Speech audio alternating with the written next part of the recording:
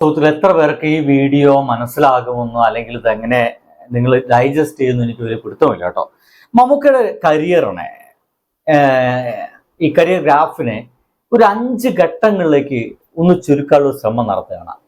നോക്കൂ, മമ്മൂക്കയുടെ ആദ്യ കാലങ്ങളിലെ സിനിമകളൊക്കെ നോക്കുകയാണെങ്കിൽ അത് ഒരു തുടക്കക്കാരന്റെ എല്ലാ തരത്തിലുള്ള തകർച്ചയും വീഴ്ചകളിലും ഈ ഒരു പെട്ടി, ഒരു കുട്ടി, ഒരു കുടുംബം, കോട്ട് എന്ന രീതിയിലുള്ള തരത്തിലുള്ള സിനിമകള് ഒരു എന്താ പറയുക, ചോക്ലേറ്റ് നായകനായിട്ട് ഒരു തരത്തിലും ഉയർന്നു വരാൻ കഴിയാത്ത ഒരു കാലഘട്ടമായിരുന്നു മമ്മൂട്ടി എന്ന് പറയുന്ന ആ ഒരു മനുഷ്യ തുടക്കകാരൻ. മോഹൻലാൽ അതല്ല, ഭയങ്കര ചോക്ലേറ്റ് കഥാപാത്രങ്ങൾ, പാട്ടൊക്കെ പാടി പെണ്ണുങ്ങളെ പിന്നാലൊക്കെ ഇങ്ങനെ പാട്ടുപാടി ആടിപ്പാടി നടക്കുന്ന അത്തരം വേഷങ്ങളൊക്കെ മോഹൻലാൽ എന്ന് പറയുന്ന നടൻ കിട്ടിയിട്ടുണ്ട്. എന്നാൽ മമ്മൂട്ടിയുടെ പ്രണയങ്ങളെല്ലാം ഒരല്പം പക്വത വന്ന ഒരല്പം പക്വത വന്ന ഒരു പ്രണയമായിരുന്നു. പ്രണയം പറയുന്ന രീതി പോലും എനിക്കിത് ഇഷ്ടമാണെന്നോ പിന്നാലെ നടന്ന് ശല്യപ്പെടുത്തുന്ന രീതികളല്ല. ആ പ്രണയം പറയുന്ന രീതികൾ പോലും ഈ ഒരു മനുഷ്യനെ അറിഞ്ഞറിയാതെ ഒരു സംവിധായകൻ കൊടുത്തിട്ടുള്ളത് വ്യത്യസ്തമായിട്ടുള്ളൊരു പ്രണയ പറച്ചിലുകളാണ്. അതിനെക്കുറിച്ച് ഞാൻ മുമ്പ് ഒരു വീഡിയോ ചെയ്തിട്ടുണ്ട്. എത്ര പേര് കണ്ടു എന്നല്ലേ വിടുത്തില്ല. എങ്കിലും ആ ഒരു ഒന്നാമത്തെ വേർഷന് ശേഷം ഒരു രണ്ടാമത്തെ വേർഷനിലേക്ക് നമ്മുടെ മമ്മൂട്ടിക്ക് വരികയാണെങ്കിൽ മമ്മൂട്ടി തകർന്നു പോയിരുന്നു. മമ്മൂട്ടി എന്ന് പറയുന്ന മനുഷ്യൻ പിന്നീട് സിനിമയിൽ ഇനി സിനിമ ഉണ്ടാവില്ല. മമ്മൂട്ടിയുടെ ഗ്രാഫൊക്കെ കഴിഞ്ഞു, മമ്മൂട്ടിസം ഇനി ഇല്ല, ഇതോടുകൂടി മമ്മൂട്ടി അവസാനിച്ചു എന്നൊക്കെ പറയുന്ന സമയത്താണ് ഒരു സിനിമ മമ്മൂട്ടി കിട്ടുന്നത്. അത് ന്യൂഡൽഹി എന്ന് പറയുന്ന സിനിമയാണ്. സത്യം പറഞ്ഞു കഴിഞ്ഞാൽ അതോടുകൂടിയിട്ടൊരു മെഗാസ്റ്റാറിന്റെ ചവിട്ടുപടികൾ കയറാൻ തുടങ്ങി മമ്മൂട്ടി എന്ന് പറയാം. മെഗാസ്റ്റാർ എന്ന് പറയുന്ന പദത്തിലേക്ക് മമ്മൂട്ടി എത്തുന്നത് ന്യൂഡൽഹി എന്ന് പറയുന്ന സിനിമയ്ക്ക് ശേഷമാണ്.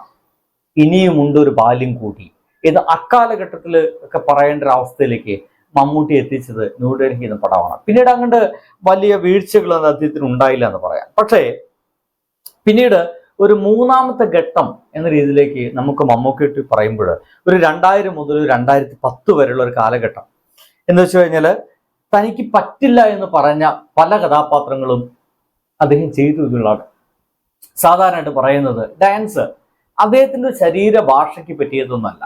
അതുകൊണ്ട് ഡാൻസ് കളിച്ചാൽ മാത്രമാണ് ഒരു നല്ല നടനാവുകയുള്ളൂ എന്ന് പറയുന്ന അമ്മാതിരി മെനകെട്ട ചിന്താഗതിയായിട്ടൊക്കെ ആരെങ്കിലും ലാലാതകന്മാരെ നടക്കുന്നുണ്ടെങ്കിൽ ഒന്നാണ്ട് മാറിക്കണം കേട്ടോ. ഒരു ഡാൻസും ചെയ്യാതൊക്കെ നമ്പർ 1 ആക്ടേഴ്സ് ആയിട്ടുള്ള ആളുകളൊക്കെ നമ്മുടെ മലയാളത്തിലുണ്ട്, നമ്മുടെ വിദേശ സിനിമകളൊക്കെ ഉണ്ട്. എന്തിനേറെ നമ്മുടെ സത്യൻ സാറ് ഒരു നമ്പർ 1 ആക്ടറാണ്. എന്ത് ഡാൻസാണ് സിനിമയിൽ ചെയ്തിട്ടുള്ളത്? ഒരു ഡാൻസ് പോലും അദ്ദേഹം ഒരു സിനിമയിൽ ചെയ്തിട്ടില്ല നമുക്ക് പറയേണ്ടത്. പക്ഷേ അദ്ദേഹം ഒരു ആക്ടറല്ലേ, ഒരു രക്ഷയില്ലാത്ത അഭിനേതാവല്ലേ. അതാണ്. അപ്പോൾ ഡാൻസ് ഒക്കെ കളിക്കുക, പാട്ടൊക്കെ ലൈവായിട്ട് പാടുകയാണ് ഒരു അഭിനേതാവിന്റെ ഒരു കഴിവെന്ന രീതിയിലൊക്കെ അളക്കുന്നത്. അതൊരു വളരെ ബാലിശമായിട്ടുള്ള ഒരു കാര്യമായിട്ട് തോന്നിപ്പോകുന്നു. എങ്കിലും 2000 മുതൽ 2010 വരെയുള്ള കാലഘട്ടത്തിലാണ് കോമഡി വഴങ്ങില്ല, ശരീരം അത്ര ഫ്ലെക്സിബിൾ അല്ല എന്ന് പറയുന്നവരുടെ മുമ്പിലേക്കെല്ലാം നല്ല കോമഡി സിനിമകളും മറ്റൊക്കെ ചെയ്യാനായിട്ട് തയ്യാറാവുകയും അത് ചെയ്യുകയും ചെയ്തത് മമ്മൂട്ടി ആ ഒരു കാലഘട്ടത്തിലായിരുന്നു. അതിഗംഭീരമായിട്ടുള്ള വേഷങ്ങൾ അന്നൊക്കെ അദ്ദേഹം ചെയ്ത് തീർത്തിട്ടുണ്ട് എന്ന് ഒന്ന് മനസ്സിലാക്കുക.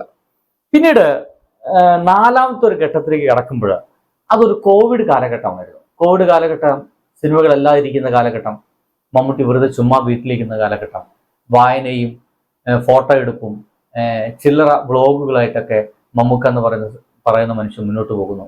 ശരീരം കാത്തു സൂക്ഷിക്കാനായിട്ട് നന്നായിട്ട് എക്സസൈസ് ചെയ്യുന്നു, മുടിയൊക്കെ നീട്ടി വാത്തുന്നു. ആ ഒരു കോവിഡ് കാലഘട്ടം കഴിഞ്ഞ് അദ്ദേഹം സിനിമയിലേക്ക് എത്തുന്ന സമയത്ത് പിന്നെ നമ്മൾ കണ്ടത് അതുവരെ ഇല്ലാത്തൊരു മമ്മൂക്കയായിരുന്നു. അതുവരെ മമ്മൂട്ടിയെ കുറിച്ച് പറഞ്ഞിരുന്ന കമന്റുകൾ സംസാരിക്കാൻ കൊള്ളില്ല. ഒരു ഇന്റർവ്യൂവിൽ പോലും നേരം പോയി ചോദിച്ചു കഴിഞ്ഞാൽ മാന്യമായിട്ടൊരു ഉത്തരം കിട്ടില്ല.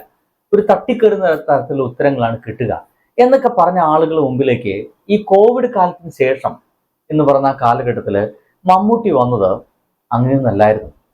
ഭയങ്കര രസകരമായി ഇന്റർവ്യൂ പങ്കെടുക്കുന്നു. ഇന്റർവ്യൂ ചോദിക്കുന്ന ആളുകളോടൊക്കെ ഭയങ്കര സരസമായി തമാശ പറഞ്ഞ് ചിരിക്കുന്നു. ഒപ്പമുള്ള ആളുകളൊക്കെ സംസാരിക്കാൻ പ്രേരിപ്പിക്കുന്നു. ചെറിയ ആളുകളോടൊപ്പം ഇരിക്കുന്ന ഒരു ചെറുപ്പക്കാരൻ എന്ന രീതിയിലൊക്കെ അദ്ദേഹം ഭയങ്കര രസമായിട്ടൊക്കെ സംസാരിച്ച് മുന്നോട്ട് പോകുന്നു. ആളുകൾക്ക് ഭയങ്കര അത്ഭുതമായി. ചേട്ടാ കൊള്ളാലോടാ, ഇയാളോടൊക്കെ എന്ത് ചോദിക്കാമല്ലോ എന്ന് തോന്നുന്ന രീതിയിൽ വളരെ ചെറുപ്പക്കാരായിട്ടുള്ള ആളുകളൊക്കെ വരികയും ഇദ്ദേഹത്തിന് ചോദ്യം ചോദിക്കുകയും ചെയ്യുന്ന ഒരു അവസ്ഥയിലേക്കൊക്കെ എത്തി നമുക്ക് പറയാം. ഇത് ഒരു കോവിഡ് കാലഘട്ടത്തിന് ശേഷമാണ്. എന്ന് വെച്ച് കഴിഞ്ഞാൽ അപ്പോഴാണ് അദ്ദേഹം ഒരു പുതിയ കമ്പനിയൊക്കെ തുടങ്ങുന്നത്, മമ്മൂട്ടി കമ്പനി. ഈ കമ്പനി എന്ന് പറഞ്ഞ സിനിമ എത്തിയ ആ ഒരു കമ്പനി തുടങ്ങിയ ശേഷം എന്തുണ്ടായെന്ന് വെച്ച് കഴിഞ്ഞാൽ മമ്മൂട്ടി പരീക്ഷണത്തിന് ഇറങ്ങി എന്നുള്ളതാണ്. മോഹൻലാൽ ചെയ്യാതിരുന്നത് അതാണ്. ഒരു തരത്തിലും മോഹൻലാൽ അദ്ദേഹത്തെ ഒരു പരീക്ഷണ വസ്തുവായിട്ട് വിട്ടുകൊടുത്തിട്ടില്ല, അദ്ദേഹത്തിന്റെ അഭിനേതാവിനെ വിട്ടുകൊടുത്തിട്ടില്ല. നമുക്ക് അതല്ല, പരീക്ഷണങ്ങൾ നടത്താൻ തുടങ്ങി. ഇതുവരെ ആരും ചെയ്യാനും ആരും നിർമ്മിക്കാനും സാധ്യതയില്ലാത്ത കാതൽ ദി കോർ, അല്ലെങ്കിൽ നൻപകൽ നേരത്ത് മയക്കം എന്നീ പറയുന്ന അത്തരത്തിലുള്ള ചില സിനിമകൾക്കെല്ലാം ഇദ്ദേഹം അയാളുടെ ശരീരത്തെയും അയാളുടെ അഭിനയ പാടവത്തെയും വിട്ടുകൊടുത്തു. സംവിധായകർക്കാണ് കൊടുത്തു, നിങ്ങളെ ഞാൻ അത് തന്നിരിക്കുന്നു, നിങ്ങൾക്ക് ഞാൻ എന്നെ തന്നിരിക്കുന്നു, നിങ്ങൾ എന്നെ പരുവപ്പെടുത്തിയിട്ട് ഒരു നല്ല നടനാക്കി എന്നെ മാറ്റ്, ഇനിയും ഞാൻ തിളങ്ങും എന്ന് സ്വയം വിശ്വസിക്കുന്ന ഒരു മനുഷ്യനാണ്.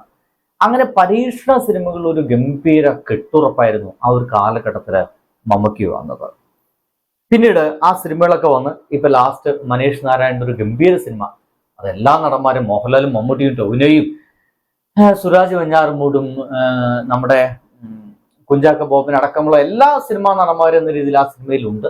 ആ ഒരു സിനിമയുടെ ഒരു ഫസ്റ്റ് ഷെഡ്യൂൾ എങ്ങാണ്ട് കഴിഞ്ഞ സമയത്താണ് അദ്ദേഹത്തിന് അസുഖം ബാധിക്കുന്നത്, ചികിത്സയ്ക്ക് പോകുന്നത്. ഇനി എന്ത് എന്നുള്ളതാണ് ഒരു തരത്തിൽ പറഞ്ഞു കഴിഞ്ഞാൽ I am so sorry to say, Mammootty എന്ന് പറയുന്ന മനുഷ്യന്റെ ജീവിതത്തിലെ കരിയറിന്റെ ഒരു അവസാന ഘട്ടം എന്നൊക്കെ വേണമെങ്കിൽ പറയാം. ഈ ഒരു ഘട്ടത്തിൽ, ആ ഒരു ഘട്ടത്തിൽ എത്തി നിൽക്കുന്ന ഈ ഒരു മനുഷ്യൻ ഇനി എന്താണ് സിനിമയിൽ ചെയ്യുക എന്നാണ് പലരും ചോദിക്കുന്നത്. ഇത്രയേ ഉള്ളൂ, കരിയറിന്റെ ഒരു ലാസ്റ്റത്തെ വേർഷനാണ്, ഒരു അഞ്ചാമത്തെ ഘട്ടം എന്നൊക്കെ പറയാം. 50 വർഷത്തിലേറെയായിട്ട് ഇദ്ദേഹം പടുത്തുയർത്തിയ ഒരു കൊട്ടാരമുണ്ട്, മമ്മൂട്ടി എന്ന് വെച്ച് കഴിഞ്ഞാൽ നമ്മുടെ മുമ്പിലേക്ക് വരുന്ന ഒരുപാട് കഥാപാത്രങ്ങൾ, നമ്മൾ ഒരുപാട് കരയിപ്പിച്ച, ചിരിപ്പിച്ച, വേദനിപ്പിച്ച, മാനസിക പ്രശ്നമായിട്ട് കൊണ്ടു നടക്കേണ്ടി വന്ന ബാലൻ എന്ന് പറയുന്ന വേഷം, അങ്ങനത്തുള്ള വേഷങ്ങളൊക്കെ നമുക്ക് തന്ന, നമ്മളൊരു സഹോദരൻ പോലെ തോന്നിപ്പിച്ച, അച്ഛനെ പോലെ തോന്നിപ്പിച്ച, അപമാനിതനായ, ഒരു തെണ്ടിയായിട്ട് ജീവിച്ച, കല്ലേറ് കൊണ്ട് മരിക്കേണ്ടി വരുന്ന, ഇങ്ങനെ ആയിരക്കണക്കിന് വേഷങ്ങൾ നമ്മുടെ മുമ്പിലേക്ക് അങ്ങനെ പോകുന്നുണ്ട്. അങ്ങനെ പടുത്തുയർത്തിയ ആ ഒരു ലെഗസി പീക്കിലാണ് ഇപ്പോൾ മനുഷ്യൻ നിൽക്കുന്നത്. സത്യം പറയാം, അങ്ങനെ പടുത്തുയർത്തിയ ഒരു 50 വർഷത്തിലായിട്ടുള്ള ആ ഒരു അതിൻ്റെ ഉത്തുംഗ ശൃംഗത്തിൽ കിട്ടുകയാണ്. ഈ ഒരു സമയത്ത് അദ്ദേഹത്തിന് കിട്ടേണ്ട അവാർഡുകളൊക്കെ ഉണ്ട് പലതും.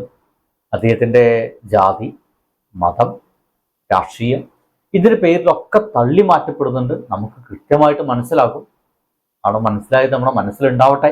ആ മനസ്സിലുണ്ടായത് സ്നേഹമായിട്ട് മമ്മൂട്ടി എന്ന് പറയുന്ന മനുഷ്യന് നിങ്ങൾക്കെല്ലാവർക്കും കൊടുക്കാൻ കഴിയട്ടെ എന്ന് മാത്രം വിചാരിക്കുന്നു. ഈ ഒരു കാലഘട്ടത്തിൽ സത്യം പറഞ്ഞു കഴിഞ്ഞാൽ ഇനി അദ്ദേഹം ആടി തിമിർക്കുകയായിരിക്കും ചെയ്യുക. അതൊരു തിമിർപ്പായിരിക്കും. മമ്മൂക്ക ഇന്ന് ഹൈദരാബാദിൽ വിമാനമിറങ്ങും പുതിയ സിനിമയുടെ ഷൂട്ടിംഗ് ലോഞ്ചിലേക്ക്. ഇതുവരെ ചിത്രങ്ങളൊന്നും വന്നിട്ടില്ല. ഞാൻ കാത്തിരിക്കുകയാണ്. പുതിയ വിശേഷങ്ങൾ നിങ്ങളോട് പങ്കുവയ്ക്കാൻ ശ്രമിക്കാം. അപ്പം സുഹൃത്തുക്കളെ, നമ്മുടെ ചെറിയ ചാനലാണ്, കഴിയുമെങ്കിൽ ഒന്ന് സബ് ചെയ്യുക, സുഹൃത്തുക്കൾക്കൊന്ന് പരിചയപ്പെടുത്തുക. ബൈ.